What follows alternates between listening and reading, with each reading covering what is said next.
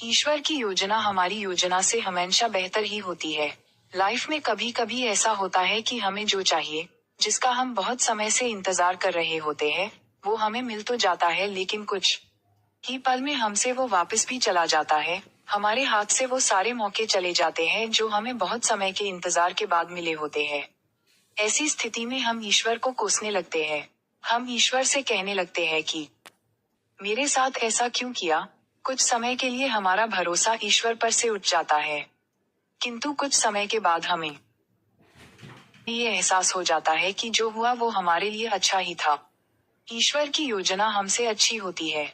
हमें ये बात समझनी चाहिए कि जो हमारे हाथ से चला गया हमारे लिए अच्छा ही नहीं था। ईश्वर ने जो कुछ भी किया वो सोच समझकर ही किया होगा। एक छोटा सा 2 साल का बच्चा खेल रहा था। खेलते खेलते उसके हाथ में चूहे मारने की दवाई आ जाती है। बच्चा नादान था, वो नहीं जानता था कि ये चूहे मारने की दवाई है। वो तो इस दवाई को चॉकलेट समझकर खुश हो रहा था। इसे खाने ही वाला था कि उसकी माँ का ध्यान उस पे गया।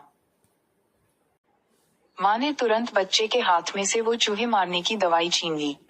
बच्चा जोर जोर से रोने लगा।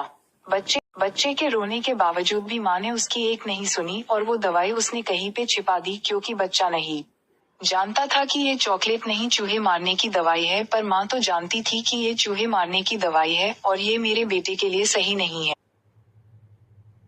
बच्चे को कुछ पल खुशी देने के लिए माँ उसे वो दवाई नहीं दे सकती थी, क्योंकि वो उसके लिए हानिकारक थी। वैसे ही जब हमारी जिंदगी में हमें कुछ ऐसा मिले जो हमें कुछ पल की खुशी दे और फिर वो वापस चला जाए, तो हमें निराश नहीं होना चाहिए। तभी हमें यही सोचना चाहिए कि हमें जो मिला था वो हमारे लिए अच्छा नहीं था, इस चूहे मारने की दवाई जैसा ही था। जैसा माँ ने बच्चे के हाथ में से इस चूहे मारने की दवाई को ले लिया, वैसे ही ईश्वर ने हमारे हाथ में से वो ले लिया, क्योंकि वो हमारे लिए अच्छा नहीं था।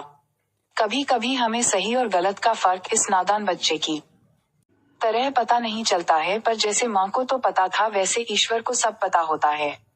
इसलिए हमें ईश्वर की योजना पर भरोसा रख के हमारे साथ जो हुआ वही हमारे लिए बेहतर था, ऐसा सोचना चाहिए।